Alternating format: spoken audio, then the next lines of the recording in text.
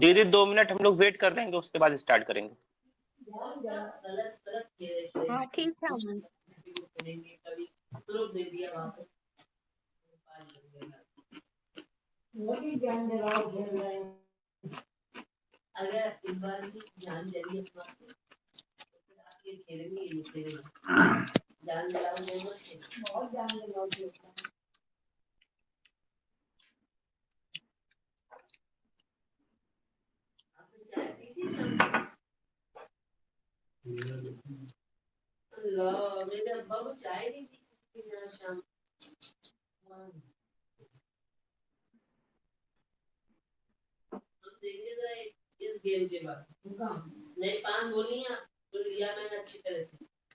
सभी पार्टिसिपेंट्स अभी अपना माइक प्लीज ऑफ कर लीजिए। जब आपको कुछ पूछना रहे तब उसको ऑन करिएगा।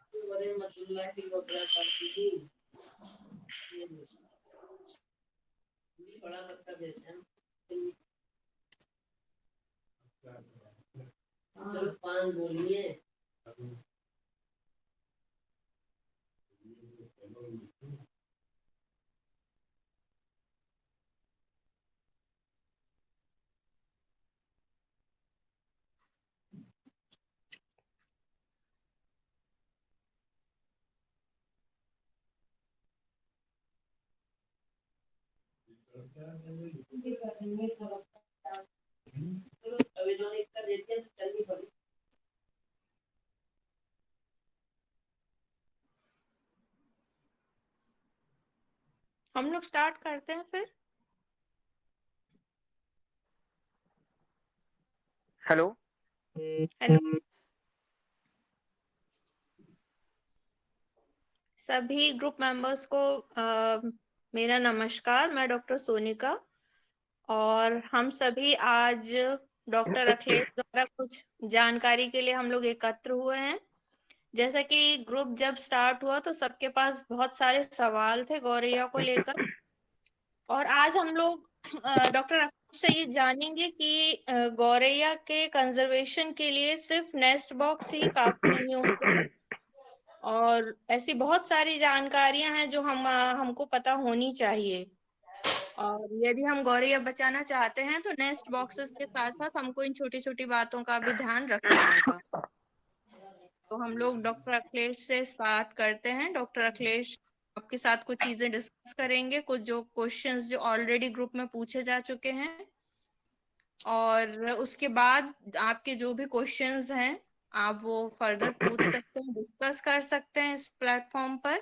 और जो भी अपने डाउट्स हैं हम लोग चाहते हैं कि आप वर्ल्ड स्पैरो डे से पहले वो क्लियर कर ले, जिससे कि अपने लेवल पर ऑफलाइन जब आप कोई भी प्रोग्राम कराएं तो वो सक्सेसफुल हो और उससे स्पैरोस को बेनिफिट मिले। तो धीरे धीरे ग्रुप मेंबर्स हमसे जुड़ते जा रहे हैं। बाकी हम लोग ग्रुप अपना कंटिन्यू रखेंगे और कोशिश करेंगे कि नेक्स्ट अपकमिंग डेज में भी हम लोग उन सभी के साथ चर्चा करें जो स्पैरो कंजर्वेशन पर अपने अपने क्षेत्र में काम कर रहे हैं, जिससे कि बाकी जो भी और भी लोग हैं वो आपस में जुड़ के अपने अपने क्षेत्र में इस कार्य को आगे बढ़ा सके।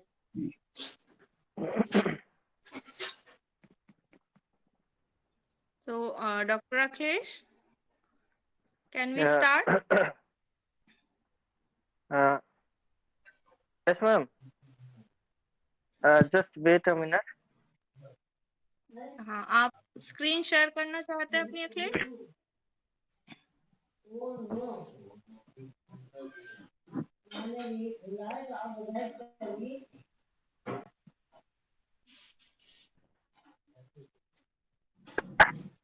क्लियर है हमारी? हेलो हाँ स्क्रीन दिख रही है जी, अखिलेश। विजिबल है भैया।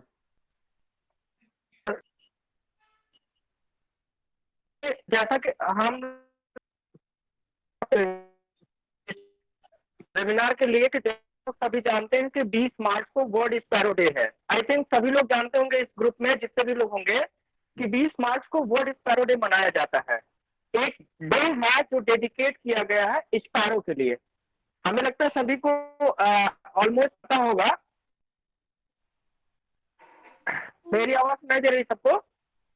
यस यस डॉक्टर अखिलेश, सबको इस बारे में जानकारी होगी और ग्रुप में भी डेट इसीलिए शेयर की गई, अगर सभी मेंबर्स ध्यान दें तो 20 मार्च उसमें मेंशन्ड है। Okay ma'am. तो जैसा कि हम सभी जानते हैं कि स्पैरो एक छोटी बर्ड है जो हमारे इन एंड अराउंडिंग रहती है, सराउंडिंग में रहती है, जहाँ पे हम रहते हैं। वो बहुत एंशियंट टाइम से वो हमसे एसोसिएटेड है और वो हमसे एसोसिएटेड है और धीरे धीरे वो हमारे बीच से गायब होती चली जा रही है। तो कहीं ना कहीं ये हमारी रिस्पॉन्सिबिलिटी बनती है कि इस बर्ड के लिए हम कुछ ऐसा करें कि जो बहुत हिस्टोरिक टाइम से हमसे जुड़ी हुई थी और वो धीरे धीरे जो है हमारे बीच से गायब हो जा रही है।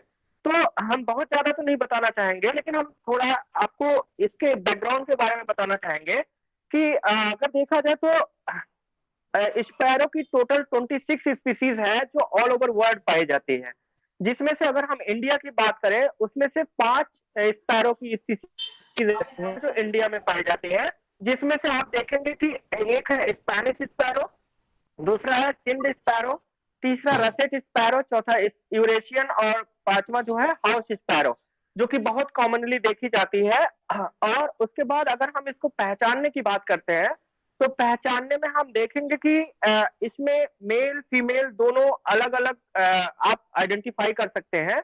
आप देखेंगे मेल जो होता है उसके गले पे एक ब्लैक कलर का पैच होता है, जैसे ह्यूमन बीइंग में होता है। मेल में जो है हम कहते हैं ना कि दाढ़ी होती है, तो उसी तरीके से मेल जो हाउस स्पैरो होता है उस पे एक ब्लैक कलर का पैच होता है, जैसा कि आप फोटो में देख रहे होंगे। दिख रहा है ना सभी को फोटो? नहीं दिख रहा। दिख रहा है। दिख रहा है सर? नहीं, फोटो नहीं आ रहा। किसी को नहीं दिख रहा फोटो? नहीं दिख रहा है फोटो सर। दिख रहा है। Please continue. अकेले आप तो फोटो दिख रहा है? फोटो आ रहा है, कृपया स्क्रीन को पिन कर लें। एक मिनट सर, एक्चुअली कुछ टेक्निकल प्रॉब्लम है इसके लिए। अब दिखी सर? अभी दिखा। Yes sir.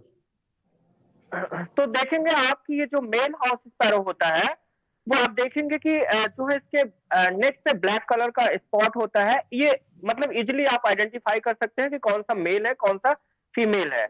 और फिर दूसरा देखेंगे ये फोटो जो दिख रही है, आप इसमें देखिए 2 स्पैरो है। एक पहला जो फ्रंट पे सामने है वो जिसके येलो दिख रहा होगा थोड़ा सा आपके बीक पे, ये जो है जुबिनाइल होता है। जब ये कंप्लीटली जो है मैच्योर नहीं होता है तो इसके बीक पे येलो कलर का आप देखेंगे थोड़ा सा हल्का सा जो है लाइनिंग टाइप का पाया जाता है, जिससे हम ये आप इसको आइडेंटिफाई कर सकते हैं कि इमेच्योर है। और जब ये मेच्योर हो जाता है तभी हम इसको कह सकते हैं कि कौन सा मेल है कौन फीमेल है। और इमेच्योर के आगे जो है देखेंगे थोड़ा सा मतलब जैसे नहीं कहते कि थोड़ा सा फ्लफी और ब्राउन कलर का जो है एक जो स्पैरो है वो फीमेल स्पैरो होती है। तो हमें नहीं लगता कि किसी को आइडेंटिफाई करने में प्रॉब्लम होगी। मेल को आप इजिली आइडेंटिफाई कर लेंगे, उसके नेक पे ब्लैक कलर का स्पॉट होता है। और फीमेल में ऐसा नहीं होता, वो ब्राउनिश कलर की होती है, जैसे गंदे गंदे कलर की। और बाकी जो इमेच्योर होते हैं, जो जुवेनाइल होते हैं, उनके नेक पे उनके जो है बीक पे येलो कलर का आप देखेंगे लाइनिंग होती है। तो बात ये है कि इस बर्ड को हमें कंजर्व करने की क्या जरूरत है। जैसा कि हमने पहले भी आप लोगों से डिस्कस किया कि ये बर्ड जो है बहुत हिस्टोरिक टाइम से ये हमसे एसोसिएटेड है, ह्यूमन बीइंग से एसोसिएटेड है। इसीलिए कहीं ना कहीं से इसका नाम भी हाउस स्पैरो है, क्योंकि ये हमारे हाउस से जुड़ी हुई है, हमारे हाउस के इन एंड अराउंड ही रहती है ये। और इसको हमें कंजर्व करने की आवश्यकता क्यों है? क्योंकि ये हमारे फूड चेन का एक कहीं ना कहीं से एक हिस्सा है जो बहुत इंपॉर्टेंट हिस्सा है। और दूसरी बात ये है कि ये बहुत सारे बर्ड्स ऑफ प्रे, आप कुछ लोग हमें लगता है कि नहीं जान रहे होंगे कि बर्ड्स ऑफ प्रे क्या होती है। तो बर्ड्स ऑफ प्रे जो शिकारी पक्षी होती हैं, जो छोटे छोटे पक्षियों को खाती हैं। तो इस तरीके से ये जो है बहुत सारे बर्ड्स ऑफ प्रे का ये फूड भी है, इसलिए इसको हमें कंजर्व करने की आवश्यकता है। और तीसरी बात अगर हम करें तो ये बहुत सारे इंसेक्ट्स हैं, कुछ बीटल्स है, कैटरपिलर्स है, डिप्टेरल्स है, आर्थ्रोपोड्स है, एफिड्स है और ग्रास हॉपर्स है। या बहुत सारे ऐसे इंसेक्ट हैं जो हमारे लिए फायदेमंद भी है, कहीं ना कहीं से वो हमारे लिए नुकसानदेह है। तो मोस्टली लोग करते क्या है, उनके लिए इंसेक्टिसाइड और पेस्टिसाइड का यूज करते हैं। तो हमें लगता है वो कहीं ना कहीं से केमिकल बेस्ड जो इंसेक्टिसाइड पेस्टिसाइड होता है वो कहीं ना कहीं से हमारे इन्वायरमेंट को, और ऑब्वियसली इन्वायरमेंट में रहने वाले हम लोग हैं तो हमको भी कहीं ना कहीं से वो हार्म पहुंचाती है। तो एक तरीके से स्पैरो इन पे अगर फीड करती है तो एक तरीके से ये बायोलॉजिकल कंट्रोल का काम करती है। हम बिना इस तरीके से इंसेक्टिसाइड और पेस्टिसाइड को यूज करें, जो इनकी पॉपुलेशन है उसको कंट्रोल करती है, इसलिए भी हमें इसको कंजर्व करने की आवश्यकता है। हम आपको थोड़ा सा बताना चाहेंगे कि हमने जो अपनी पीएचडी करी, जो हमने अपना रिसर्च किया लखनऊ यूनिवर्सिटी से, वो हमारा रिसर्च स्पेशली हाउस स्पैरो पे था। तो हमने कुछ केसेस में ये भी देखा कि स्पैरो जो है early in the morning mosquito को भी फीड करती थी, मॉस्क्यूटो के ऊपर फीड करती थी। तो हम समझ सकते हैं कि मॉस्क्यूटो जो है कितना खतरनाक है हम सभी के लिए। दुनिया भर की बीमारियां, डेंगू है, चिकनगुनिया है और मलेरिया है, इस तरीके की बीमारी जो है मच्छर से होती है। तो कहीं ना कहीं से अगर थोड़ी सी भी पॉपुलेशन को ये खा रही है तो ऑब्वियसली कहीं ना कहीं से ये कंट्रोल हो रही है। आप लोगों के बीच में एक केस हम डिस्कस करना चाहेंगे। एक बार की बात है कि 1958 और से लेके 1962 के बीच में एक बार चाइना में स्पैरो की पॉपुलेशन बहुत ज्यादा बढ़ गई थी। तो उस समय लोगों को, वहां के लोगों को ये लगने लगा कि जो स्पैरो है ये हमारे क्रॉप को नुकसान करती है, वो कहीं ना कहीं से वो उसको खाती है और नुकसान करती है। तो वहां की गवर्नमेंट ने ये डिसाइड किया कि 4 पेस्ट थे जिसमें से एक हाउस स्पैरो भी थी, मतलब स्पैरो भी थी। तो इन्होंने ये किया कि इसको पूरी तरीके से इरेडिकेट कर दिया जाए, पूरी तरीके से खत्म कर दिया जाए। तो वहां पे अभियान चला के उनको पकड़ के मार देने का, या फिर मतलब जो भी था उनका पूरा टारगेट था कि स्पैरो को पूरी तरीके से खत्म कर दिया जाए। तो वहां पे हुआ क्या, खत्म तो किया लोगों ने, लेकिन अगले 2 साल बीतने के बाद, यानी कि 4 साल तक ये अभियान चला, उसके बाद अगला जो 1-2 साल और बीता, उस केस में ऐसा देखा गया, ऐसा रिकॉर्ड किया गया कि वहां की जो क्रॉप प्रोडक्शन था वो पूरी तरीके से डिस्टर्ब हो गया। आप ये कह सकते हैं कि क्रॉप प्रोडक्शन वहां पर मतलब जीरो की तरफ बढ़ने लगा। तो फिर जब जो साइंटिस्ट थे या फिर और जो भी रिसर्चर थे, फिर फर्दर इस पे जो है लोगों ने अपने मतलब व्यूज दिए और लिए और लोगों का देखा भी, रिसर्च किया। तो वहां पता चला कि ये जो हाउस स्पैरो थी ये क्या करती थी, जो इंसेक्ट होते थे उनको वो खा के उनको कंट्रोल करती थी। जो बहुत सारे जैसे हमारे धान पे, गेहूं के ऊपर जो इंसेक्ट रहते थे उनको कंट्रोल करती थी, तो वहां की क्रॉप प्रोडक्शन अच्छी होती थी। लेकिन हुआ क्या, जब स्पैरो नहीं रह गई तो स्पैरो ना रहने की वजह से जो इंसेक्ट, इस टाइप के इंसेक्ट थे जो नुकसान पहुंचाते थे हमारे क्रॉप को, वो पूरी तरीके से क्रॉप को खा खा के खत्म कर दिए। इवन वहां पे ऐसा होने लगा, भुखमरी जैसी कंडीशन बनने लगी, प्रोडक्शन कुछ हो नहीं रहा था। तो इस वजह से फिर गवर्नमेंट ने ये डिसाइड किया कि इनको फिर से हमको कम बैक करना है। फिर अदर कंट्रीज से स्पैरो को ला के वहां पर जो है रीइंट्रोड्यूस किया गया और फिर तब जाके वहां पे क्रॉप प्रोडक्शन फिर से अपने नए रूटीन में आया। तो इस तरीके से हम कह सकते हैं कि इसलिए हमको स्पैरो को कंजर्व करने की जरूरत है, क्योंकि चाइना इसका भुक्तभोगी हो चुका है। और बहुत सारे हमारे जो गार्डन्स हैं उसमें बहुत सारे ऐसे इंसेक्ट हैं जिनको ये खा के खत्म करती है। तो कहीं ना कहीं से जो है वो हमारे लिए अच्छा है। और एक बहुत अच्छा ये बायो इंडिकेटर का काम करता है, यानी कि कुछ भी हमारे इन्वायरमेंट में कुछ बुरा होना होता है तो ऐसा कहा जाता है कि स्पैरो वहां से पहले ही भाग जाती हैं। तो ये एक तरीके से इंडिकेशन का काम करती है। और ऑब्वियसली सीड डिस्पर्सल का काम करती है। सीड डिस्पर्सल देख ही रहे होंगे, मतलब बहुत सारे सीड ऐसे होते हैं जो एक जगह से दूसरी जगह पे डिस्पर्स होते हैं और यहाँ से दूसरे पौधे दूसरी जगह उगते हैं। तो सीड डिस्पर्सल में भी हाउस स्पैरो का बहुत बड़ा रोल है, इसलिए हमको हाउस स्पैरो को कंजर्व करने की आवश्यकता है। फिर हम नेक्स्ट टॉपिक पे आते हैं कि जैसे कल ग्रुप में बहुत सारी चर्चाएं हो रही थी, तो उसमें से हम बताना चाहेंगे ये कुछ डिफरेंट टाइप्स के बिहेवियर्स है जो स्पैरो फ्रीक्वेंटली करती है, यानी कि डेली लाइफ में वो ऐसा करती है। जैसा कि आप देख रहे होंगे, social behaviour, sun basking, feeding behaviour, great consumption, roosting behaviour, nesting behaviour, preening, nest defending behaviour भी होता है, सोशल सिंगिंग होती है, breeding behaviour, dust and water bathing होती है, पैरेंटल केयर। तो हम एक वन बाय वन जो है इसको डिस्कस करेंगे कि सोशल बिहेवियर क्या होता है। जैसा हम लोग आजकल देख रहे हैं कि लोग अनसोशल होते चले जा रहे हैं, बहुत सारे लोग वो केवल व्हाट्सएप फेसबुक तक ही रह जा रहे हैं। तो ये बर्ड्स जो है बहुत ही सोशल होती है, ये हमेशा ग्रुप में झुंड में रहती है, झुंड में रहना, घूमना, खाना, बैठना, ये उसको पसंद है। तो ग्रुप में 10 से 20 के झुंड में आप अक्सर अगर आप देखते होंगे, आप लकी होंगे अगर आपके इन एंड अराउंडिंग 10 और 20 के झुंड में हाउस स्पैरो आपको दिखती होंगी। तो जितने भी एक्टिविटी है वो मोस्टली झुंड में करती हैं। तो ये इससे इनका ये सोशल बिहेवियर बहुत अच्छा देखने को मिलता है। दूसरा, फूड और फीडिंग हैबिट आप देखेंगे कि हाउस स्पैरो ओमनीवोरस है। आप देखेंगे उसका कोई स्पेसिफिक ऐसा फूड नहीं है, उसको जो कुछ भी फूड मिल जाता है इजिली ऐसा।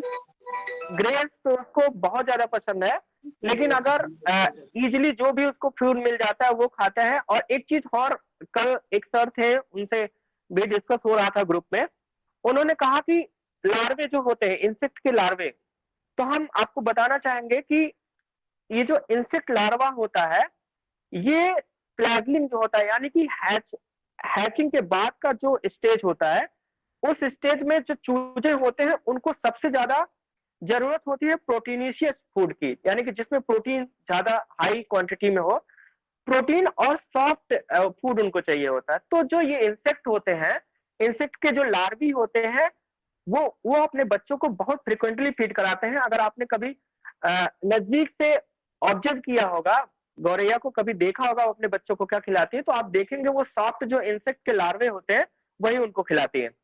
और देखेंगे ये कुछ फोटोग्राफ्स है जो हम लोगों ने थोड़ा सा कलेक्शन किया है। तो इसमें आप देखेंगे इजिली वो उसको जहां से भी कहीं से फूड, जहां पे नेस्टिंग करती है वहां पे उसको जहां से कहीं से भी मिल जाता है वो फीडिंग अपना करती है। इस फोटोग्राफ में आप देखेंगे स्पैरो ग्रुप्स में कैसे फीड कर रही हैं। कुछ लोग ऐसे हैं जो फूड को ऐसे डाल देते हैं और वहां से ये जो है इजिली अपना भोजन ले सकते हैं। और भी इस तरीके से आप देखेंगे बहुत ही अपॉर्चुनिस्टिक होती है। जैसे हम अगर गाय पालते हैं, भैंस पालते हैं, तो हम जनरली लोग क्या करते हैं, उनको दाना खिलाते हैं। दाना का मतलब जैसे गेहूं खिलाते हैं, तो कभी कभी क्या होता है गेहूं अनडाइजेस्ट ही रह जाता है और गोबर के साथ बाहर आता है। तो आप देखेंगे वो वहां से भी उसको पिक कर लेती है। तो ये बहुत ही अपॉर्चुनिस्टिक है। ऐसा नहीं है कि स्पेसिफिक कोई जगह है या स्पेसिफिक कोई उसका फूड है वो वही खाती है, ऐसा नहीं है। उसको जहां से कहीं से भी फूड मिल जाता है वो उसको ले लेती है। और देखेंगे आप कि ये डिफरेंट टाइप्स के आप देखेंगे कि ये फोटोग्राफ्स कुछ है जिसमें डिफरेंट टाइप्स के फूड वो ले रही है। देखिए एक ड्रैगन फ्लाई है, फ्रूट फ्लाई है, टर्माइट्स है, ग्रॉसहॉपर है, एंड्स है, मॉस्किटो है, और बीटल्स है। और ये देखेंगे इंसेक्ट के जो लार्वी है, सॉफ्ट लार्वी, देखेंगे आप फोटोग्राफ्स में आपको इजिली दिख रहा होगा। और कुछ मैगट्स है, लोकट्स है। ये इस तरीके से जो भी फूड उनको इजिली मिल जाती है, जहां पे नेस्टिंग करती है वहां से वो अपना फूड कलेक्ट कर लेती है और अपने बच्चों को और खुद खाती है, उनको खिलाती है। और एक होता है roasting behaviour. Roasting behaviour birds के केस में बहुत ही इंपॉर्टेंट होता है। हम लोग हमेशा फीडिंग और नेस्टिंग पे ही फोकस करते हैं, कंसंट्रेट करते हैं, लेकिन ये समझिए कि जो रोस्टिंग बिहेवियर होता है किसी भी बर्ड्स के लिए बहुत ही इंपॉर्टेंट होता है। इसलिए हमें इस पे भी ध्यान देने की जरूरत है। जैसा कि हम देखते हैं बर्ड ये जो स्मॉल, ये बहुत स्मॉल साइज की होती है हाउस स्पैरो, तो स्मॉल साइज की होती है और हमेशा ग्रुप्स में होती हैं। तो इसको, और अगर ये रूस्ट करती है तो जो शिकारी बर्ड्स कुछ होती हैं वो इनको कैच कर सकती हैं। तो इसलिए आप लोगों ने देखा होगा, आज हमने देखा था ग्रुप में किसी सर ने एक वीडियो शेयर किया था। उस वीडियो में ऐसा वहां का एनवायरमेंट था, बुस्सी था, स्पाइनी था, झाड़ीदार एरिया था, जहां पे बहुत सारी स्पैरो जो है वहां दाने चुग रही थी, वहां बैठी थी या वहां पे वहां पर थी। तो हम कह सकते हैं बहुत, मतलब यहाँ पे इंटरेस्टिंग है। आप देखेंगे तो जो ये हाउस स्पैरो है ये हमेशा जो स्पाइनी, बुशी और झाड़ीदार पेड़ होते हैं उसमें ये बैठती है। तो आप ये कह सकते हैं कि हम जहां भी रहते हैं वहां पे हमको ऐसे छोटे स्पाइनी, लेकिन एक चीज हमेशा हमारी सबसे हम्बल रिक्वेस्ट है, स्पाइनी और बुशी और अट्रैक्टिव करने के चक्कर में आप कोई एग्जोटिक स्पीसीज ना लगाएं। आप जो अपनी इंडियन स्पीसीज है वो प्लांट्स लगाएं, जो हमारी नेटिव है उसको लगाएं, ताकि हमारे प्लांट्स को भी हम प्रमोट करें और उसमें वो बर्ड्स रूस्ट करें।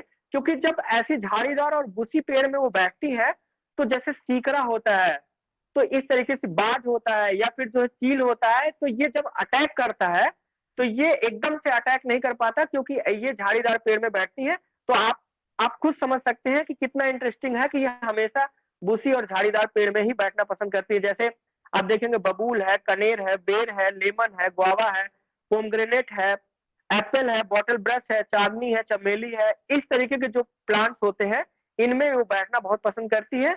और इस तरीके से आप देख सकते हैं, हमेशा आप देखेंगे कि जब भी वो रूस्ट करती हैं तो इस तरीके के हैबिटेट में रूस्ट करती हैं, जहां पे वो अपने आप को सेफ फील करती हैं कि कोई भी शिकारी पक्षी उनके ऊपर अटैक नहीं कर सकता। ये देख सकते हैं बबूल में बैठी हुई है, झुंड में बैठी रहती हैं। इस तरीके के जो झाड़ीदार पेड़ होते हैं आप देखेंगे उसमें ही ये मोस्टली आपको बैठे हुए मिलेंगे। और एक जो बहुत ही इंटरेस्टिंग बिहेवियर है, हमें लगता है कि अगर आप थोड़ा ध्यान देते होंगे तो निश्चित रूप से देखने को मिलता होगा कि कभी कभी बर्ड्स क्या होता है, ये हाउस स्पैरो क्या होती है, धूल में खूब नहाती हुई नजर आती है। तो इसी को डस्ट बेदिंग बिहेवियर कहा जाता है। और डस्ट बेदिंग बिहेवियर वो ऐसे नहीं सिर्फ खेल खेल के लिए करती है, वो अपने बॉडी को पैथोजेन से फ्री करने के लिए, यानी कि जो जैसे स्वेटिंग होती है तो वो क्या करती है, डस्ट को डाल के जैसे हम लोग पाउडर लगाते हैं वैसे ही वो पाउडर जैसा बिहेवियर मिट्टी में वो घूम के और ऐसा करती है, ताकि जो उसके मतलब पसीने जैसी जो चीज है वो उससे सूख जाए और उससे बहुत सारे जैसे फंगल इन्फेक्शन हो सकता है, इस चीज से वो बचने के लिए ऐसा करती है। इस फोटोग्राफ में आप देख रहे होंगे, शायद दिख रहा होगा कि इसमें कैसे जो है डस्ट में वो जो है बेथ कर रही है। हमें लग रहा दिख रहा होगा आप लोगों को। हाँ डॉक्टर अखिलेश, हम लोग देख सकते हैं, क्लियर लिख रहा है। Okay okay, thank you. तो और उसके बाद एक और बिहेवियर होता है, वाटर बेदिंग बिहेवियर होता है। वो धूल में भी स्नान करती है और वाटर में भी आप देखते होंगे वहां पानी पीती भी है, और कई बार उसमें अपने पंख को फैला के और वो जो है पडल करती है। तो इस तरीके से वाटर बेदिंग भी एक इंटरेस्टिंग बिहेवियर है हाउस स्पैरो का। इस फोटोग्राफ्स में आप देख सकते हैं कि जो है कैसे वो वाटर बेदिंग करती है। ये कुछ फोटोग्राफ्स है और ऐसा बिहेवियर अगर आप ऑब्जर्व करते होंगे तो निश्चित रूप से देखने को मिलता होगा। सॉरी। एक और बिहेवियर है ग्रिट कंजंक्शन बिहेवियर होता है। आपने अगर कभी ध्यान दिया होगा कि ये बर्ड्स जो होती है ये कभी कभी हमारे दीवार से कुछ ऐसा लगता है कि कंक्रीट ले रही है, या कहीं सैंड रखा हुआ है तो उससे, या फिर इस तरीके से कुछ ऐसी चीजें होती है जहां पे कुछ फीड तो नहीं होता, कुछ उनके लिए फूड नहीं होता, लेकिन फिर भी वो जो है उसको लेती है। कुछ स्टडी में ऐसा कहा गया है कि वो जो फूड खाती है तो कुछ उसको डाइजेस्ट करने के लिए, कुछ उसको तोड़ने के लिए ये ग्रिट कंजम्पशन करती हैं। और कुछ केस में ये कहा गया है कि कैल्शियम की कमी को पूरा करने के लिए वो ऐसा बिहेवियर करती हैं। तो इस पे मेरा कोई डिटेल स्टडी नहीं है, लेकिन फिर भी ऐसा कुछ लोगों ने ऐसा रिसर्च अपना किया हुआ है जिससे हमें कुछ इन्फॉर्मेशन मिली है जो हम आप लोगों के साथ शेयर कर रहे हैं। और एक देखेंगे इस तरीके का बिहेवियर आप देखेंगे, वो दीवार से चिपक के वहां पे कुछ मिलता नहीं। मुझे लगता है कुछ लोग ये भी कहेंगे कि हो सकता है वहां से वो स्पाइडर कलेक्ट कर रही हो या कुछ इंसेक्ट कलेक्ट कर रही हो, लेकिन मैंने बहुत बारीकी से इसको ऑब्जर्व किया है। तो वहां पे वो जो सीमेंट के छोटे छोटे टुकड़े या सैंड के छोटे छोटे टुकड़े हैं उसको पिकअप करते हुए हमको दिखी है। और नेस्टिंग बिहेवियर आप जानते ही हैं, कल से उसी पे मेन रूप से चर्चा हो रही है। कई टाइप के लोग नेस्ट बना रहे हैं और नेस्ट इंस्टॉल कर रहे हैं और उसको इजिली वो अडॉप्ट भी कर रही है। हम सिर्फ इतना आप लोगों से कहना चाहेंगे, जैसा कि कल एक सर थे, मुझे नाम नहीं याद आ रहा है, आज शायद वो ग्रुप मतलब इस मीटिंग से जुड़े हो, तो हम इतना कहना चाहेंगे कि लोग क्या कहते हैं ठीक है, लेकिन सबसे पहले हमें स्पैरो को कंजर्व करने की जरूरत है। उसके बिहेवियर में उसकी वजह से क्या बदलाव आ रहा है, हमें उस पर ध्यान देने की जरूरत नहीं है। क्योंकि अगर वो नेस्टिंग नहीं करेगा तो उसकी population obviously day by day decrease होती जाएगी। तो हमें सबसे पहला हमारा जो फोकस है, हमें उसको एक प्लेस देना है जहां पर वो नेस्टिंग कर सके। हम आप लोगों को ये बताना चाहेंगे कि जो हमारा लिविंग लाइफ स्टाइल है वो पहले से काफी चेंज हो गया। लोगों के पास छप्पर हुआ करते थे, लोगों के पास कच्चे घर हुआ करते थे, बांस लगे रहते थे, कच्चे घर में खपड़ाल होता था, उसमें बहुत सारे स्पेस होते थे जहां पर वो कहीं भी इजीली अपना नेस्टिंग कर सकती थी। आज के केस में क्या है, हमारा रहन सहन शिफ्ट हो गया है टोटली कच्चे और ये इस तरीके के रहन सहन से हम लोग पूरी तरीके से शिफ्ट हो गए कंक्रीट के बड़े बड़े ऊंचे ऊंचे मकानों में। तो हम किसी से ये नहीं कह सकते कि आप इस गौरैया को बचाने के लिए कंक्रीट को छोड़ के आप छप्पर में चले जाइए, या आप खपड़ैल वाले घर में चले जाइए, या बैम्बू वाले घर में चले जाइए, मड वाले घर में चले जाइए। हम अगर किसी से ये बात कहते हैं तो हमें नहीं लगता कि कोई इस बात को मानने के लिए तैयार होगा। तो इसलिए हमें वो सब ना करके क्यों ना हम उसी कंक्रीट के घर में उनको भी एक ऐसा स्पेस दें जहां पर वो इजीली नेस्टिंग कर सके। तो हम देखेंगे कि ये जो स्पैरो है, हम आपको बताएं, हमने अपने स्टडी में देखा कि वो कुछ नहीं जानता हम नेस्टिंग कहाँ कर रहे हैं। उसको सिर्फ एक छोटा सा स्पेस चाहिए जहां पर वो खुद बैठ सके, अंडे दे सके, अंडे से बच्चे निकल सके और बच्चों को उसमें बैठा के उनको फीड करा सके। बस बाकी उसको कोई स्पेसिफिक प्लेस नहीं चाहिए कि नहीं इतना बड़ा हमारा घर होगा तब भी हम उसमें रहेंगे। हमने जो डाइवर्सिटी देखी कि कहाँ कहाँ नेस्टिंग करती है, आज का जो हमारा लिविंग लाइफ स्टाइल चेंज हुआ है, हमने देखा कि कई जगहों पे रैप्टर्स रूफ जो होते थे वहां पे इलेक्ट्रिसिटी का जो मीटर लगा हुआ है लोगों के घर में, वहां पे उसको स्पेस मिल गया, वहां पे बना लिया। फैन और ट्यूबलाइट होल्डर में बना लिया। अनयूज ब्लॉक्स जो पाइप्स होते थे लोगों रखे हुए, उसमें क्रिवाइसेस जो दरारें फटी हुई उसमें, कहीं पे होल्स है उसमें क्रैक्स लगा वहां पे, रोलर शटर बॉक्स है वहां पे नेस्टिंग। इस तरीके का आर्टिफिशियल नेस्टिंग आप देख सकते हैं। ये कुछ फोटोग्राफ्स है, आप इसमें देखेंगे कि रूफ थैच में जो बांस है उसमें कहाँ स्पेस मिल गया, बना लिया। स्ट्रीट लाइट है उसमें बना लिया, कहीं पे छोटा सा स्पेस है घर में बचा हुआ उसमें बना लिया।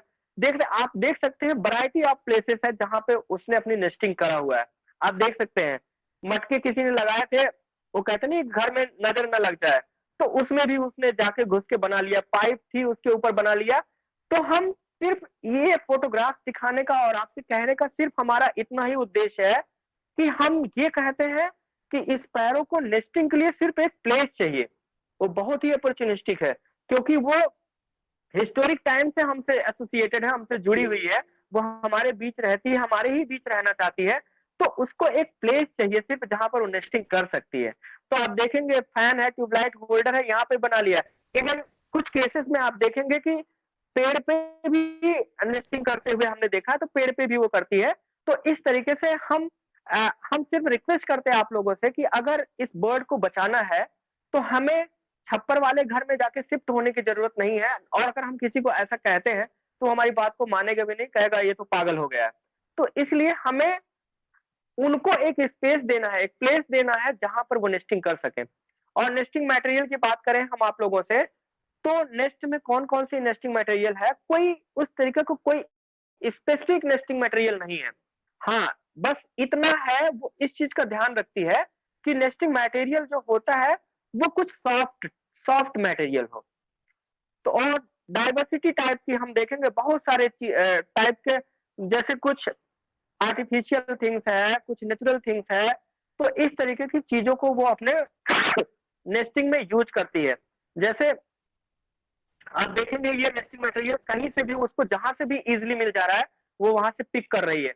आप देख सकते हैं ये झाड़ू से भी उसने ले जाके उसको अपना नेस्टिंग मटेरियल यूज कर लिया, उसको लगाया। आप देख सकते हैं कहां से चिड़िया के पंख टूटे और कहीं से मिल गए, मुर्गी के पंख मिल गए, तो उसको भी ले जाके वो अपने नेस्टिंग में यूज कर रही है। बस आप देखेंगे कि ये इसका नेस्ट है।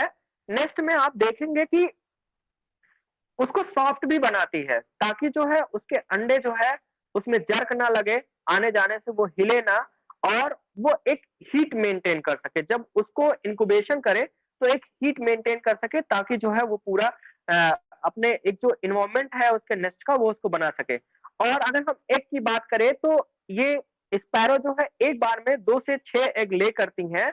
और आप देखेंगे ये डल ब्राउन कलर का होता है, स्पॉट होते हैं, ब्राउन कलर के व्हाइट स्पॉट होते हैं। इस तरीके से आप इसके नेस्ट को पहचान सकते हैं, इसके एग को पहचान सकते हैं। और इंक्यूबेशन, इसके केस में मेल और फीमेल दोनों इंक्यूबेशन में पार्ट लेते हैं। 12 दिन का इंक्यूबेशन होता है ऑलमोस्ट, और लेकिन जो मेजर पोर्शन होता है इंक्यूबेशन का वो फीमेल करती है। और इसमें क्या होता है कि इंक्यूबेशन के बाद 15 से 17 दिन में हैचलिंग बाहर आते हैं, और फिर आप देखेंगे कि वो हैचलिंग्स को जो है सॉफ्ट, जो अभी हमने बताया कि सॉफ्ट जो इंसेक्ट लार्वी होते हैं वो उनको फीड कराती है। आप फोटोग्राफ्स में देख सकते हैं, ये सारे आर्टिफिशियल नेस्ट बॉक्सेस लगाए गए थे। तो अभी हम नेस्ट बॉक्सेस की भी बात करेंगे आगे, लेकिन जो आप इसमें देखेंगे कुछ सॉफ्ट जो है उसको इंसेक्ट के जो लार्वे हैं उनको फीड कराती है। फिर धीरे-धीरे जो है बच्चे फ्री होके वो जो है खुद अपना फीडिंग करने लगते हैं, खुद अपना जो है खाने-पीने लगते हैं। और हम बात अगर करें कि क्या है ग्लोबल सिनेरियो, मतलब पूरे विश्व में क्या है कि कैसे हाउस स्पैरो की population day by day decline हुई। अभी ग्रुप में एक दिन चर्चा हो रही थी कि क्या 10 साल पहले ऐसा कुछ हुआ कि स्पैरो की पॉपुलेशन इतनी थी, इतनी घट गई और आज जो है कुछ स्टेबल है या बढ़ी है या क्या है। तो पहले जो रिसर्च हुए हैं 1980s की हम बात करें, तो उसमें क्या हुआ, बहुत सारे जगहों पे यूरोप में जैसे देखा गया कि इसको जो है देखा गया कि ब्रिटेन में इसको रेड लिस्ट में इंक्लूड कर लिया गया। फिर उसके बाद देखा गया कि इंग्लैंड में जो पॉपुलेशन थी 1970 में लगभग 47% पॉपुलेशन उसकी डिक्लाइन हो गई। कुछ रिसर्चर ने जो है इस पर रिसर्च भी किया। लंदन और ग्लासगो में 71% पॉपुलेशन, hamburg में 99%। इस तरीके से जो है कुछ डेटा है जो लोगों ने पहले जो है रिसर्च किया। जर्मनी में आप देखेंगे नियर थ्रेटन्ड ये हो गया था, यानी कि इसकी पॉपुलेशन बहुत ज्यादा डिक्लाइन हो गई थी। और अगर हम इंडिया में बात करें तो इंडिया में भी बहुत सारे सिटीज में, बहुत सारे जगहों पे जो है रिसर्च हुई। जैसे आप देखेंगे कि बेंगलोर है, मुंबई है, हैदराबाद, पंजाब, हरियाणा, वेस्ट बंगाल, दिल्ली, उत्तर प्रदेश, राजस्थान और भी बहुत सारे स्टेट है जहां पर इनकी पॉपुलेशन जो है देखा गया कि इनकी population day by day decrease हो रही है, डिक्लाइन हो रही है। तो कहीं ना कहीं से ये हमारे लिए चिंता का विषय बना कि इनकी पॉपुलेशन क्यों डिक्लाइन हो रही है। तो जब उनकी पॉपुलेशन डिक्लाइन हो रही है तो हमको ये जानने की जरूरत पड़ी कि इनकी पॉपुलेशन डिक्लाइन क्यों हो रही है। तो अगर इनके हम रिस्पॉन्सिबल काज की बात करें कि क्या क्या कारण है कि जिसकी वजह से जो है इनकी पॉपुलेशन डिक्लाइन हुई है, तो उसमें जो मेन कॉज है, सबसे पहला कॉज वो है कि इनकी नेस्टिंग जो अपॉर्चुनिटी थी, जहां पे वो नेस्टिंग कर सकते थे, आज उनके पास प्लेस नहीं है, आज उनके पास स्पेस नहीं मिल रहा है जहां पे वो नेस्टिंग कर सके। तो ये मेन रीजन है कि उनको नेस्टिंग करने का स्पेस नहीं मिल रहा, प्लेस नहीं मिल रहा जहां पे वो नेस्टिंग कर सके, एग लेइंग कर सके। हम आपको एक फोटोग्राफ से दिखाना चाहेंगे कि पहले जो लोगों की लिविंग स्टाइल होती थी वो इस टाइप के घर होते थे। और इस स्लाइड में आप देखेंगे कि नेस्टिंग ऐसी जगहों पे इनके लिए नेस्टिंग करना बहुत आसान होता था कि क्योंकि इनको इजीली कहीं भी स्पेस मिल जाता था जहां पे नेस्टिंग कर लेते थे। तो आज हम शिफ्ट हो गए हैं इस प्रकार के घर में। आप देखेंगे ये तो मान लीजिए बहुत सिंपल से घर हैं, लेकिन आज जो घर बन रहे हैं लोगों के पूरी तरीके से सील पैक्ड होते हैं, एसी लग गया, अंदर हम घर में रह रहे हैं, बढ़िया एनवायरमेंट बना रखा है, बाहर क्या हो रहा है उससे हमें किसी से कोई मतलब नहीं है, और पूरी तरीके से सील पैक कर दिया। वो बर्ड हमारे घर के अंदर आ भी नहीं पा रही है। तो ये एक मेन रीजन है कि उसको नेस्टिंग स्पेस ही नहीं मिल रहा है। और भी कॉज हैं जिनको हम आपसे डिस्कस करेंगे। फूड रिसोर्स का उनको कमी हुई, यानी कि इजीली उनको फूड नहीं मिल रहा है। आपने देखा होगा कि पहले जमाने में जो यहाँ पे लोग थोड़ा एज वाले होंगे, वो लोग देखे होंगे कि हमारी माता जी जो होती थी, हमारी दादी जो होती थी, वो पहले क्या होता था, गेहूं को धुलती थी, धुल के धूप में उसको फैलाती थी सूखने के लिए, फिर उसको ले जाके हम लोग जो है चक्की पे ले जाते थे पिसवाने के लिए। तो कहीं ना कहीं से उस बर्ड को, इस छोटी सी बर्ड को हमसे एसोसिएटेड थी, तो कहीं ना कहीं उसको फूड मिलता था। लेकिन आज क्या है, लाइफ स्टाइल हमारा चेंज हो गया है। हम एकदम प्रोसेस्ड ले आते हैं गेहूं, दुकान से ले आते हैं, सीधे उसको देते हैं पीसने के लिए, सीधे वो घर में आ जाता है। या हम बड़े बड़े सुपर मार्केट में जाते हैं, वहां से हम सीधे आटे का पैकेट खरीदते हैं, घर में ले आते हैं। वो धुलने और सुखाने वाला सिस्टम पूरा खत्म हो गया। ये हमारे लिए एक छोटी सी बात है, लेकिन इस स्पैरो की अगर हम बात करें तो ये बहुत बड़ी बात है, कहीं ना कहीं से उसको अब वो अपॉर्चुनिटी नहीं मिल रही है जहां से वो अपना फूड ले लेती थी। पहले देखते रहे होंगे, परचून की दुकान पे हम जाते थे, तो परचून की दुकान पे हम देखते थे कि ये देखिए कुछ फोटोग्राफ्स है। ऐसा हमारे गांव में आज भी कुछ जगहों पे ऐसा देखने को मिलता है। हमें लगता है सबको अगर कोई गांव से जुड़ा हुआ होगा तो ऐसे फोटोग्राफ इजिली हमको दिखते होंगे। किसी को दिखता है sir? Hello hello yes sir. Hello. हाँ दिख रहा है यस सर। सर, दिखाई देता है। हाँ, ऐसा फोटोग्राफ दिखता होगा, हमें गांव में देखने को मिलता होगा। तो हम सिर्फ इतना कहना चाहेंगे कि ये जो है कहीं ना कहीं उस बर्ड के लिए अपॉर्चुनिटी थी, जहां से वो फूड अपना ले लेती थी और हमारे ही सराउंडिंग में, हमारे ही आसपास वो रहती थी। आपने देखा होगा इस तरीके की दुकानें पहले हुआ करती थी। लोग जो है बोरियों में गेहूं, चावल, दाल, चना ऐसे रखते थे, और ये बर्ड इतनी निडर होती थी और इतना हमसे जुड़ी हुई होती थी कि वो हमारे पास आके वहां से जो है धीरे से अपने हिस्से का खाना लेके वो धीरे से चली जाती थी। और इस तरीके का आप देखे होंगे, इस तरीके की दुकानें भी आज मार्केट में कहीं कहीं देखने को मिलती है। तो कहीं ना कहीं से उसको ये अपॉर्चुनिटी मिलती थी, लेकिन आज सिनेरियो बदल चुका है। हम बड़े बड़े सुपरमार्केट में जाते हैं, मॉल्स में जाते हैं, वहां इस तरीके के सेक्शन में हम जाते हैं और वहां से हम पैकेट उठाते हैं, ले आकर के सीधे हम अपने घर में डिब्बे में रख देते हैं। तो निश्चित रूप से कहीं ना कहीं उसको वो फूड नहीं मिल रहा है जो उसको आसानी से मिल जाता था। और जो उसके बर्ड्स के चिक्स का जो आप लोगों को बताना चाहें, आसपास बहुत सारे ऐसे प्लेसेस होते थे जहां पर हम इंसेक्ट रहते थे, वहां चिड़िया आती थी, चुगती थी, बच्चों को खिलाती थी, सब कुछ उसका आसानी से होता था। लेकिन आज हम गार्डन तो बहुत अच्छे अच्छे बना रहे हैं अपने घरों में, गार्डन पे पूरा ध्यान दे रहे हैं, लेकिन उसको इतना मेंटेन कर देते हैं, इतना मेंटेन कर देते हैं कि वो हमारे आंखों को तो देखने के लिए बहुत अच्छा लगता है। उसमें हम स्प्रे डालते हैं, इंसेक्टिसाइड, पेस्टिसाइड डालते हैं, तो हमें आंखों को देखने में तो बहुत अच्छा लगता है, लेकिन वो कहीं ना कहीं जो लार्वी है, इंसेक्ट के लार्वी है, वो मर जाते हैं और वो उसको नहीं मिल पा रहा है। तो हम अपने गार्डन को इतना मेंटेन कर रहे हैं, तो कहीं ना कहीं से उसके जो चूजे थे, उसको जो फूड चाहिए था वो भी उसको मिल नहीं रहा है। हमारी लाइफ स्टाइल में जो चेंज हुआ है उसकी हम बात करें कि हमने जो है कैटल को पालना छोड़ दिया। पहले नहीं तो क्या होता था, इस तरीके के देखे कुछ फोटोग्राफ आप देखेंगे, ये नाद होती थी, उसमें हम जानवरों को चारा डालते थे, चारा के साथ साथ गेहूं या फिर और बाजरा या फिर मक्का जो भी होता था उसको डालते थे, वहां से भी ये बर्ड्स अपने फूड ले लेती थी। लेकिन आज क्या है, वो सब सारी चीजें खत्म हो गई हैं, धीरे धीरे खत्म हो रही हैं, इसलिए कहीं ना कहीं से उसको वो फूड नहीं मिल पा रहा, जो उसको इजिली मिल जाता था वो आजकल उसको नहीं मिल रहा है। एक और चीज है कंपटीशन। कंपटीशन की अगर हम बात करें तो कंपटीशन वो इंट्रा स्पेसिफिक और इंटर स्पेसिफिक दोनों टाइप का है। विद इन स्पीसीज हो रहा है और अदर स्पीसीज से भी हो रहा है। कुछ क्या है, जैसे उनको गौरैया का गौरैया से कंपटीशन है, और कुछ क्या है, गौरैया का मैना से है, बुलबुल से है, रॉक पिजन से है, और पैरट से है, ब्राह्मणी मैना से है, स्टारलिंग से है, कॉमन मैना से है, बैंक मैना से, इस तरीके की और भी छोटी बर्ड से है जो हमारे घरों के आसपास पाई जाती है। पहला कंपटीशन की अगर हम बात करें तो पहला कंपटीशन है फूड का। आप देखेंगे फूड का कंपटीशन है, अगर हम फूड डाल भी रहे हैं कि हमारे इनर अराउंडिंग स्पैरो रहे, तो ऐसी कंडीशन में क्या है, और भी दूसरी बर्ड्स आ रही हैं, उनके फूड को खा रही है, तो हम किसी से ये तो नहीं कह सकते कि नहीं हमने स्पैरो के लिए डाला है, सिर्फ स्पैरो ही खाएगी।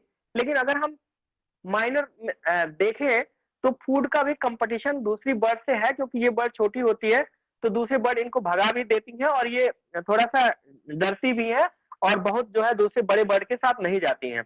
तो इस तरीके का फूड का कंपटीशन है, आप देखेंगे कुछ फोटोग्राफ। और दूसरा जो कंपटीशन है, नेस्टिंग का कंपटीशन है। हमें लगता है कुछ लोग देखते होंगे हमारे घरों में, ये कुछ बर्ड्स होती हैं जो नेस्टिंग करती हैं।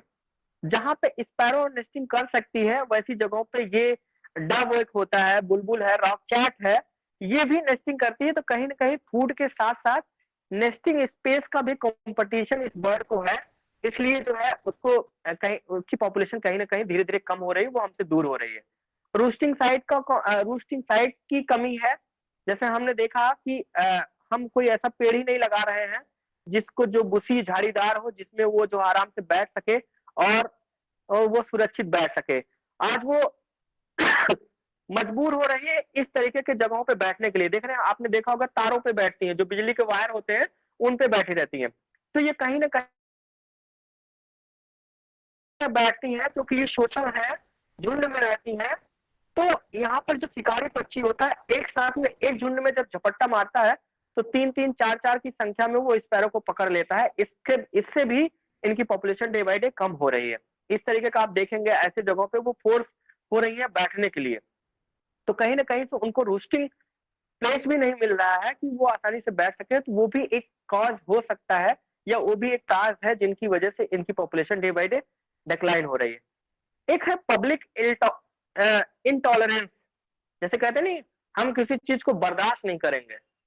हमारे घर में वो नेस्टिंग कर रही है, वो स्पेस ढूंढ ले रही है, हम नहीं भी उसको स्पेस दे रहे हैं, फिर भी वो कहीं हमारे घर में एक बार घुस जाती है। अगर दरवाजा खिड़की खुला है, घुस गई, तो वो जगह ढूंढ लेती है। हमें उसको जगह नहीं दे रहे हैं फिर भी, लेकिन हम खुद को ऐसा बना लिए हैं कि हम घर में रहते हैं तो घर में एक तिनका भी नहीं गिरना चाहिए।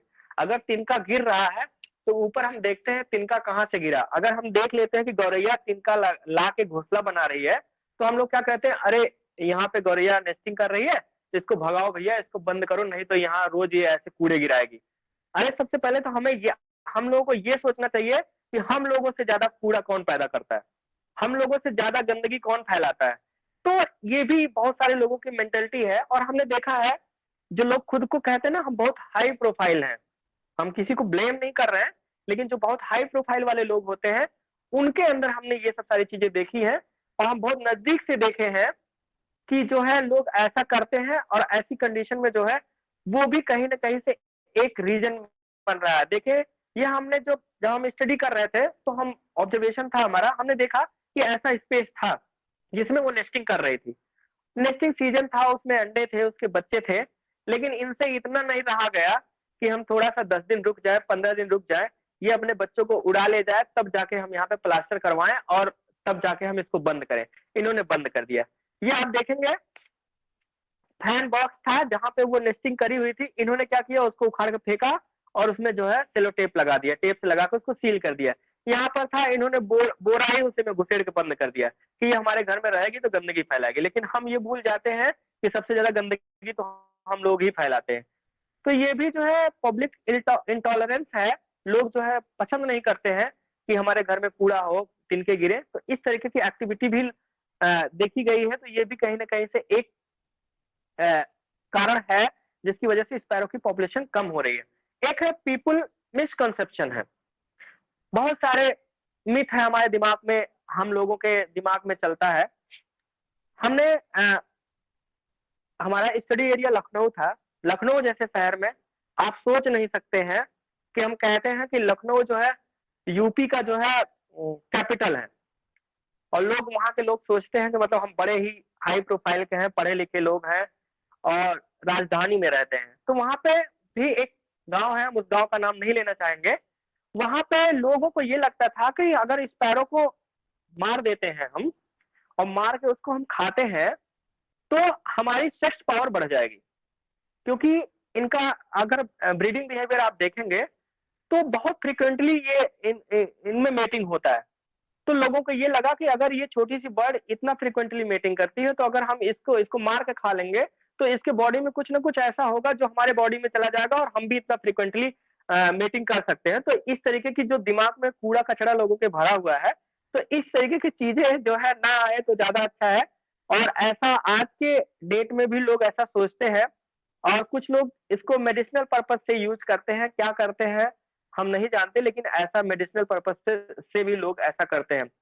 लोगों में नॉलेज नहीं है कि ये बर्ड हमारे लिए कितनी इंपॉर्टेंट है, क्यों हमको इसको बचाना है, क्या हमारे लिए ये फायदा है, क्या हमारे लिए नुकसान है।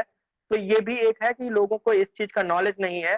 तो इसीलिए हम रिक्वेस्ट करेंगे आप लोगों से कि आप सभी लोग जो है अपने आसपास के जो लोग हैं उनको अवेयर करें, क्योंकि किसी भी स्पीसीज को बचाने में सबसे बड़ा योगदान अवेयरनेस का होता है। अगर हम अवेयरनेस अच्छे तरीके से ढंग से करते हैं, आसपास के लोगों को अवेयर करते हैं, तो निश्चित रूप से कोई भी स्पीसीज या कोई भी एनिमल या कोई भी बर्ड को बहुत आसानी से कंजर्व किया जा सकता है अगर वो इस तरीके की प्रॉब्लम है। एक और है डिजीज है। डिजीज में भी बहुत सारे डिजीज होते हैं, बैक्टीरियल है, फंगल है, इन्फेक्शन हो जाता है, डिजीज हो जाती है, उससे भी बहुत सारी स्पैरो मरती हैं। तो डिजीज का तो हमें नहीं लगता कि कुछ हमने ऐसा कुछ नहीं हमने किया था, पैथोजेनिक कुछ हमारा नहीं था, लेकिन हमने देखा कि बहुत और भी बाकी लोग जो रिसर्च किए हुए हैं उन्होंने देखा कि जो डिजीज का भी इफेक्ट है उनकी पॉपुलेशन को कम होने में। एक है पॉपुलेशन पोल्यूशन। पोल्यूशन तो जान ही रहे एक मेजर प्रॉब्लम हो गई है आजकल। तो पोल्यूशन भी कहीं ना कहीं जो है उसको नुकसान कर रही है। इतनी सारी गाड़ियां चल रही, इतने सारे फैक्ट्रीज हैं, उससे निकलने वाले धुएं कहीं ना कहीं से वो हमको, बर्ड्स को, एनिमल्स को, हर किसी को नुकसान कर रही है। तो उसका भी कहीं ना कहीं रोल है इसकी पॉपुलेशन को डिक्लाइन होने की। एक आप देखते होंगे, हमें लगता है कि कोई रीजन कोई जानता हो या ना जानता हो, एक कहते हैं कि टावर के रेडिएशन, मोबाइल फोन का टावर का रेडिएशन आया, तब से जो है बर्ड्स की पॉपुलेशन बहुत डिस्टर्ब हुई, ऐसा लोग कहते हैं। तो 1995 में मोबाइल सर्विस जब लॉन्च हुई, उसके बाद कुछ दिनों तक तो लोगों को नहीं पता था कि इसका क्या बैड इफेक्ट होगा, लेकिन बाद में लोगों का ध्यान गया और ध्यान जाने के बाद लोगों ने इसको देखा और इस पर रिसर्च किया। और ये रिसर्च जो है कोई 1 महीने, 2 महीने, 4 महीने, 6 महीने का रिसर्च नहीं है, ये एक लॉन्ग ड्यूरेशन रिसर्च है। अगर हम लंबे समय तक रिसर्च करेंगे तब हम जान पाएंगे कि डे बाय डे पहले क्या था, अब क्या हुआ, इस मोबाइल फोन टावर का क्या इफेक्ट पड़ा इस बर्ड पे। लेकिन फिर भी ये बहुत कोलैबोरेटिव रिसर्च है। अकेला कोई डिपार्टमेंट अगर चाहे कि हम करें तो थोड़ा सा मुश्किल होगा। कोलैबोरेटिव रिसर्च है, अगर कई डिपार्टमेंट मिल के करेंगे तो हमें लगता है बहुत पॉजिटिव रिजल्ट मिलेगा कि क्या होता है। लेकिन कुछ केसेस में लोगों ने रिसर्च किए हैं तो इस पे देखा गया कि इसका जो नर्वस सिस्टम है उस पे इस रेडिएशन का इफेक्ट पड़ता है। तो उसमें जो है बर्ड भूल जाती है, उसका नर्वस सिस्टम डिस्टर्ब होता है तो भूल जाती है, नेस्टिंग हमने कहाँ किया है, इरिटेशन उसमें होता है और उसकी जो रिप्रोडक्टिव कैपेसिटी है वो डिस्टर्ब होती है। और कुछ केसेस में ऐसा देखा गया कि जो इनके अंडे हैं, अंडे की जो ऊपर की कवरिंग है, कैल्शियम कार्बोनेट की कवरिंग होती है, वो रेडिएशन के इफेक्ट की वजह से कैल्शियम कार्बोनेट की कवरिंग पतली हो जाती है। और पतले होने की वजह से जब बर्ड्स उसका इंक्यूबेशन करती है, तो इंक्यूबेशन मतलब उसको अंडे को सेना, अंडे को जब सेती है तो इस कंडीशन में होता क्या है कि जब उसकी कवरिंग पतली हो गई तो जितना हीट उसको मिलना चाहिए था उससे ज्यादा हीट मिलने लगता है, उससे ज्यादा गर्मी मिलने लगती है। तो उसका जो डेवलपमेंट जिस हीट पे होना चाहिए था वो डेवलपमेंट उस हीट पे ना होके अंडे खराब हो जाते हैं और अंडे के अंदर बच्चे नहीं बनते हैं। तो इसका भी इफेक्ट थोड़ा बहुत देखा गया है। तो हम कह सकते हैं कि इलेक्ट्रोमैग्नेटिक रेडिएशन जो है, मोबाइल फोन टावर से निकलने वाली जो रेडिएशन है, जो तरंगे हैं, वो भी एक मुख्य कारण है जिसकी वजह से स्पैरो की पॉपुलेशन डे बाय डे घट रही है। क्या हम कर सकते हैं कंजर्वेशन करने के लिए, हम क्या कर सकते हैं, इस पे हम थोड़ा सा डिस्कस करेंगे। हमने क्या किया, आप क्या कर सकते हैं। लोकल लोगों को इन्वॉल्व कीजिए, उनको अवेयर कीजिए, क्योंकि आप अकेले पूरी दुनिया में कुछ नहीं कर सकते हैं, आप पूरे गांव में कुछ नहीं कर सकते, आप पूरे शहर में कुछ नहीं कर सकते। हाँ, लेकिन लोगों को अवेयर कर सकते हैं। एट ए टाइम हर जगह हम नहीं पहुंच सकते, लेकिन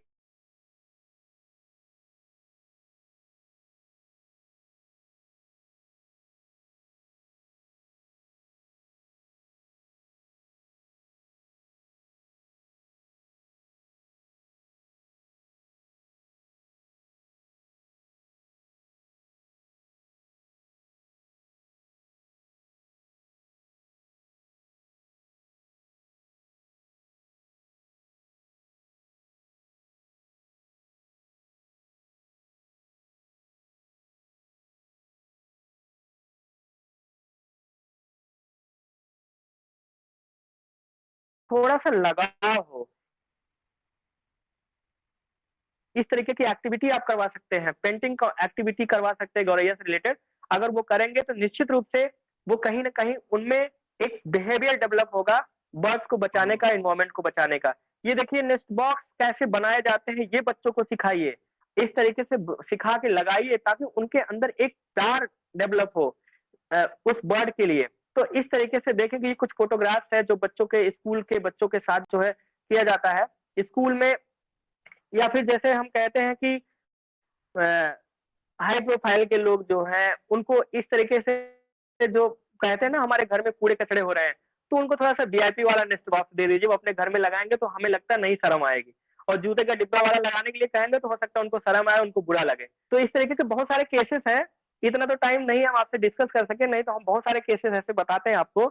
एक केस ऐसा हुआ था, अब है अगर तो बता देते हैं 2 मिनट का टाइम लेके। एक केस ऐसा हुआ था, ये नेस्ट बॉक्स जो था हम लोगों ने मिट्टी के बर्तन वाला जो मटका होता है उसको लगाया था, और उनके यहाँ हम लगा के आए तो उनके एक बूढ़े दादाजी थे, उनकी एज हो गई थी 95 के आसपास, और हमने उनके यहाँ ये मटका लगा दिया और मटका में छेद करके लगा दिया, और जो है जिस दिन हम लगा के आए उसके जस्ट दूसरे दिन उनके दादाजी एक्सपायर हो गए। और एक्सपायर हो गए, हम आपको बताएं कि लोगों की क्या मानसिकता है।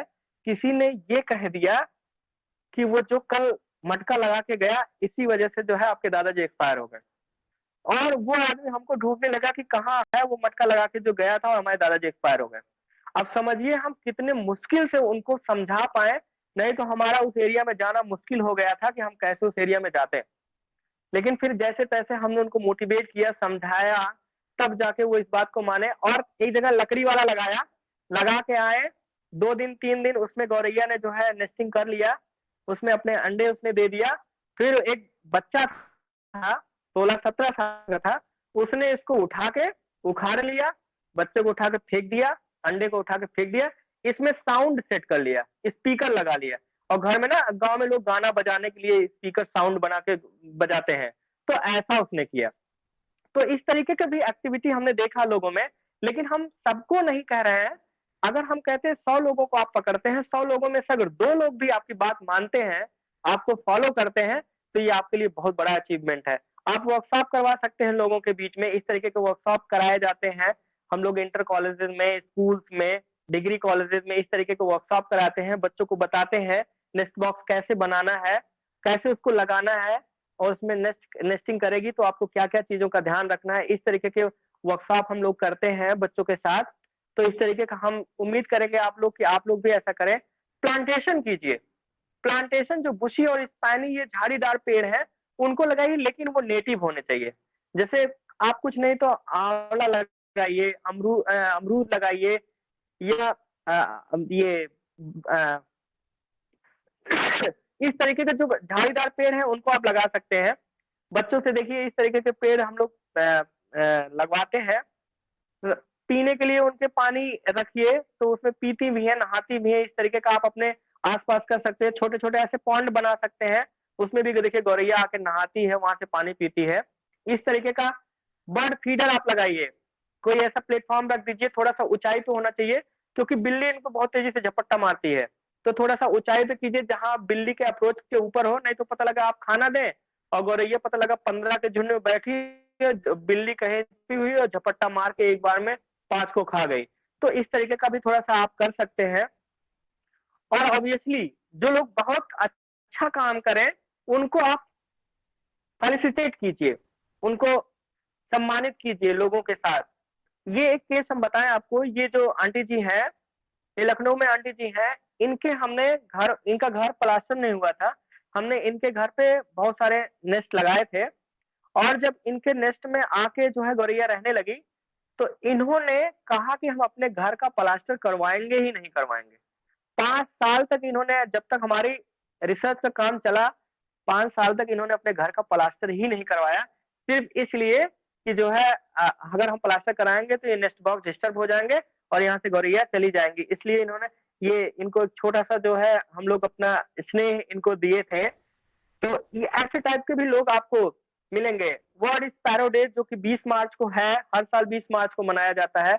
ये कोशिश कीजिए आप मनाइए, लोगों के साथ मनाइए, बच्चों के साथ मनाइए, स्कूल्स के स्टूडेंट के साथ मनाइए, अपने जहाँ ऑफिस में है वहां मनाइए, या हॉस्पिटल में आप हैं तो वहां भी लोगों को अवेयर कीजिए। इस तरीके से आप करते हैं तो अवेयरनेस की वजह से जो है इसका कंजर्वेशन किया जा सकता है। इस तरीके से कुछ ये फोटोग्राफ्स है। हाँ, कुछ हम लोग शपथ दिलवाते हैं, एक शपथ बनाया है ऐसे ही कि गौरैया को बचाने के लिए हम लोग कसम खाते हैं, तो ये भी आप कर सकते हैं। कुछ ये अवेयरनेस मटेरियल हम लोग बनाते हैं, पॉकेट कैलेंडर बनाते हैं, न्यू ईयर का पॉकेट कैलेंडर या बड़े कैलेंडर बनाते हैं, लोगों को देते हैं, तो उससे जो है उसमें फोटोग्राफ्स लगाते हैं तो लोग देखते हैं हाँ ये स्पैरो है। तो इस तरीके का भी आप अगर कर सके तो कर सकते हैं। कुछ अवेयरनेस मटेरियल बनाते हैं, जैसे पंपलेट है, फ्लायर है, इस तरीके की चीजें बनाते हैं, लोगों को देते हैं, वो पढ़ते हैं, उसके बारे में जानते हैं। तो इस तरीके की भी चीजें, एक्टिविटी ये आप कर सकते हैं बच्चों को इन्वॉल्व करके। और जैसा कि आप जान रहे हैं कि आजकल प्रेस मीडिया का बहुत बड़ा रोल है हर जगह पे, तो इनको भी इन्वॉल्व कीजिए क्योंकि आपकी जो बात है वो लोगों तक जानी चाहिए। इस तरीके से आप कर सकते हैं। ये सब करके आप जो अपनी बात है वो लोगों तक पहुंचा सकते हैं, और निश्चित रूप से अगर ऐसा आप करते हैं तो हमें पूरा विश्वास है कि एक दिन जो है स्पैरो की जो पॉपुलेशन कम हो रही है, निश्चित रूप से ये पॉपुलेशन स्टेबल ना होकर ये बढ़ेगी। तो और एक हाँ, हमारा एक पेज है आशियाना 300 के नाम से, फेसबुक पेज है। आप देखेंगे आशियाना 300। ये आशियाना 300 की कहानी हम आपको बताएं। ये एक अवेयरनेस के लिए ये किया गया था। तो एक आशियाना 300 नाम से पेज बनाया गया था, लोगों में उत्सुकता हुई, जागरूकता हुई कि क्या है ये। CEE है, सेंटर फॉर एनवायरमेंट एजुकेशन, उन्होंने ये करवाया था। तो उसमें जो ये पेज था हमारा विनर था। तो इस तरीके की एक्टिविटी हम लोग आशियाना 300 पेज पर डालते रहते हैं। आप उससे जुड़ सकते हैं, उसको देख सकते हैं और वैसा आप कर सकते हैं। और हम क्या कर सकते हैं, बर्ड का नेस्ट बॉक्स लगाएं, फीडर लगाएं, और इस तरीके का जो है पानी रखें, उनकी काउंटिंग करें, और डिफरेंट टाइप से कंपटीशन बच्चों से कराएं, बच्चों को उसमें इन्वॉल्व करें। इस तरीके से अगर हम करेंगे तो निश्चित रूप से हमें जहां तक लगता है कि इस तरीके से करने से जो है बहुत सारी चीजें ऐसी हैं जो सामने आएंगी।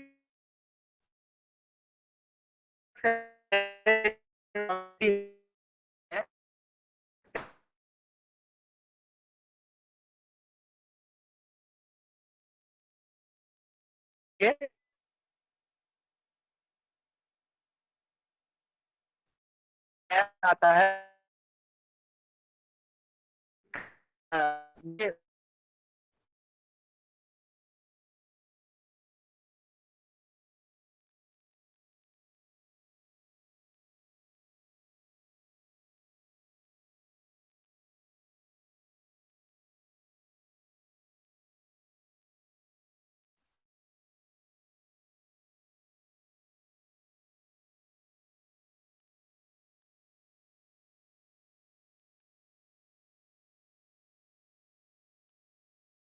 हेलो,